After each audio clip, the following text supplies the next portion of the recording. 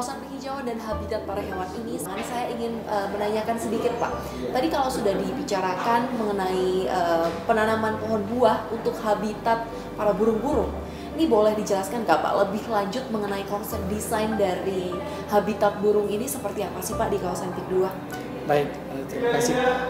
Jadi secara konsep desain nanti kita akan membagi beberapa jenis pohon buah karena memang burung ada beberapa jenis, ada yang karnivor, omnivor, dan herbivor. Jadi kita sangat diuntungkan karena berada di kawasan pesisir. Jadi ketiga jenis burung itu ada di sini habitatnya. Jadi untuk pohon buah sendiri akan kita tanam di area hijau kita yang tersebar seperti di area greenbelt, kemudian bahkan di median jalan yang kita punya. Di situ akan kita tanam beberapa jenis pohon buah. Pohon buah ini dapat didefinisikan dalam kedua hal, Mbak. Jadi ada yang edible, artinya manusia juga bisa ikut makan, dan ada yang non edible, jadi artinya hanya untuk burung saja. Burung-burung. Jadi burung-burung ini tuh sebenarnya bukan kita yang lepas, tapi mereka yang datang sendiri ya Pak ke kawasan PIK 2 ini? Iya, justru itu konsep desain kita yang utama. Di saat orang membuat aviary, man-made aviary, tapi we make our place as aviary. Begitu. Oke, jadi inilah yang dimaksud dengan habitat ya Pak sebenarnya. Betul. Seperti itu.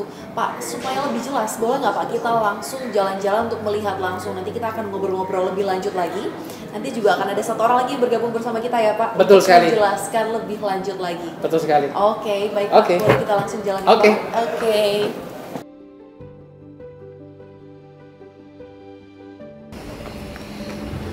Luar biasa ya Pak, ini kicauan burungnya terdengar seperti sound effect loh Pak. Oh ya, paling enak sih menikmati suara burungnya ini di pagi hari Seperti ini ya Pak ya. dan menjelang sore. Kita bisa dapat vitamin D, bisa berolahraga sambil Betul, menikmati betul. suasana. Selamat pagi semuanya. Bagaimana?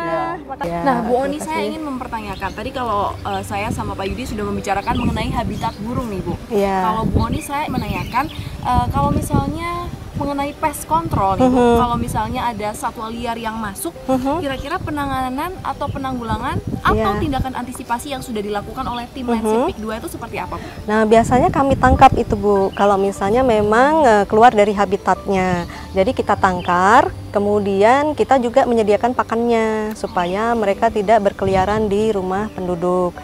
Nah, nanti kalau misalnya ada beberapa predator memang kami biarkan. Karena ada beberapa predator yang memang di habitatnya itu saling menjaga ekosistem di site-nya. Iya. Apalagi untuk kawasan Greenbelt ini karena kita memang benar-benar di samping sungai langsung ya. Iya, Bu? betul. Tentu pengawasan pest controlnya juga harus ketat ya, Bu. Iya, betul. Jadi untuk pengecekannya tuh dilakukan secara berkala ya, Bu? Betul. Oke. Ya, jadi setiap hari kami ada tim yang selalu mengecek di lapangan. Oke, Ya. Bu. Boleh Bu kita lihat-lihat lebih lanjut? Iya, Bu? mari. Oke. Nah, Bu, tadi setelah kita berjalan-jalan, saya sempat melihat seekor biawak. Nah, kalau untuk biawak ini apakah tergolong sebagai hewan liar yang akan ditangkap oleh tim Landscape PIK 2 sebagai tindakan pest control atau bagaimana, Bu? Atau biawak ini justru menyeimbangkan ekosistem kita? Jangan khawatir dengan biawak karena biawak merupakan salah satu predator terhadap ular. Jadi kalau misalnya ada telur ular, itu biawaklah yang makan dengan telur ular itu. Dan biawak itu tidak menyerang manusia. Ya. Ya, jadi jangan khawatir, ekosistem kita sangat terjaga di sini. Kalau ekosistem kita ini terjaga seperti yang tadi Ibu bilang bahwa biawak ini akan memakan telur ular. Nah, ketika ekosistem ini sudah terjaga, dampak positif apa, Bu, yang bisa kita terima? Nah, kalau misalnya ekosistem itu terjaga, jadi kita tidak khawatir untuk hidup nyaman karena kita akan hidup berdampingan dengan ekosistem di sini, dengan lingkungan di sini.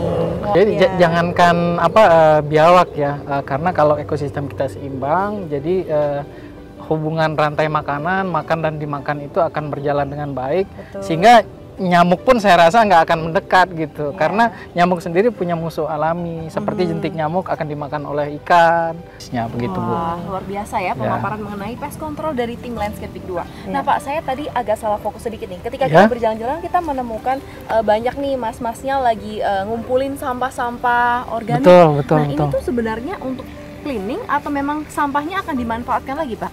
Ya, itu jadi satu kesatuan. Jadi memang kita bersama dengan timnya Bu Oni ini melakukan proses pemeliharaan. Salah satunya adalah kebersihan seperti ini, di mana sampah ranting dan daun ini akan kita recycle, kita olah kembali menjadi kompos. Jadi untuk kawasan PIK 2 ini sendiri dalam 1 bulan itu kita menghasilkan kompos kurang lebih 5 ton. Hanya dari ini saja, ranting dan daun saja.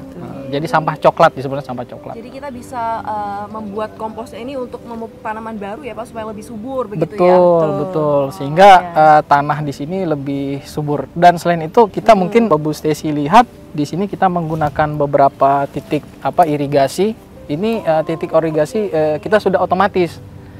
Jadi di seluruh kawasan makro kita sudah otomatis menggunakan sistem yang kualitasnya sudah kualitas internasional ya. Jadi penyiramannya berapa kali sehari tuh Pak kalau boleh tahu? Kita 2 kali sehari dan semuanya lakukan secara rutin dan otomatis. Jadi nggak siram secara manual lagi. Wah, luar biasa. Terima kasih sekali ya atas informasi dan wawasan yang telah disampaikan oleh Boni dan juga Pak Yudi. Terima kasih Bu Sampai Stesi. jumpa di kesempatan berikutnya ya Pak. Baik, terima kasih. Terima kasih. Ya.